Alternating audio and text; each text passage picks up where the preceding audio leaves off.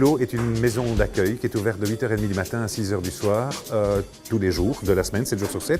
Et c'est situé au parvis de Saint-Gilles, en plein cœur de Bruxelles. Le Clos offre différents services à nos usagers. Ça commence par des petits déjeuners, des douches, un accès à des casiers qu'on met à disposition des usagers, des repas à midi et des petits goûters l'après-midi. Vous avez une saucisse là aussi. Merci. Le Clos, je dirais que c'est familial, qu'on peut travailler le matin, on peut déjeuner pour 1 euro par exemple. On peut manger pour 2 euros, 2,50 € à midi. Je m'appelle Abdra, j'ai 34 ans, je suis au CPAS. Et pour le moment, je suis sans abri. Je donne des coups de main, je suis usager à la base, donc il y a un système ici où on peut travailler la matinée pour recevoir un repas et un ticket boisson gratuit et une douche.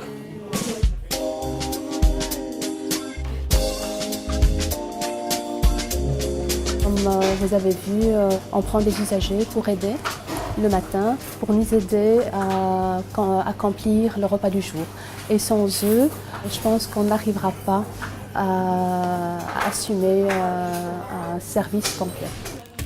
La cuisine en général, elle est bonne. On ne va pas dire que tous les jours elle est bien, mais elle est bonne en général. Donc quand il y a des banques alimentaires, elles sont plein à craquer, comme on va dire. Ben, la nourriture, elle est plus excellente. Et puis quand c'est un peu réduit, comme aujourd'hui, il n'y a pas eu de légumes, ben, c'est vrai que c'est un peu très serré, comme on dit.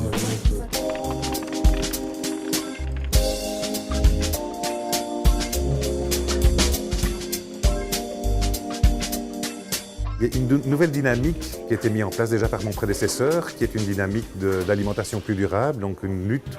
On se bat énormément contre le gaspillage alimentaire, mais on est un acteur principal parce que 95% de ce qu'on sert à manger est issu de la récolte alimentaire. On essaie d'insuffler aussi d'autres notions comme le végétarisme, même si on ne parle pas de végétarisme à nos usagers, sinon ils ne viendraient pas manger parce qu'ils croient qu'ils ont besoin d'un steak ou de protéines animales en permanence. Mais toutes les semaines, depuis maintenant 6 mois, 1 an, il y a un menu, on va dire, sans viande. À côté de ça, on essaie aussi de faire un menu avec du poisson par semaine et on essaie d'équilibrer autant que possible l'assiette.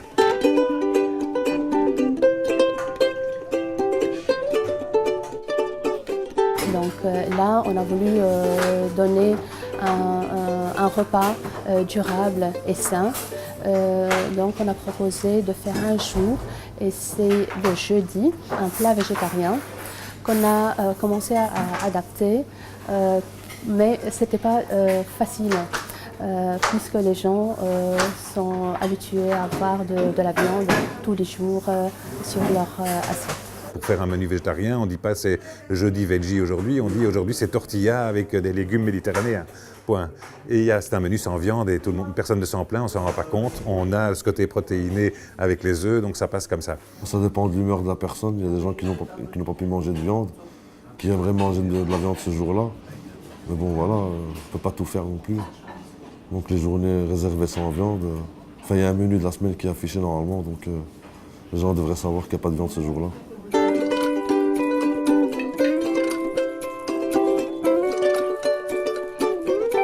Avec la récolte alimentaire qu'on arrive à réaliser, on peut se permettre d'offrir des repas tout à fait équilibrés, donc pourquoi s'en priver? Il y a tellement de rebuts, il y a tellement d'invendus que n'importe quelle maison, n'importe quel centre pourrait se permettre d'offrir des repas équilibrés. Il faut un petit peu se pencher dessus et pas les équilibrer forcément sur une assiette, mais parfois les équilibrer sur une semaine et les équilibrer aussi en fonction des produits de saison qui sont invendus, qu'on peut facilement récupérer, qui correspondent aussi à des besoins. Je sais pas moi, le chou, c'est très bon en hiver, ça permet de lutter contre la grippe. Ben, en hiver, évidemment, on en a beaucoup des choux parce que le grand public, il n'achète pas beaucoup de choux.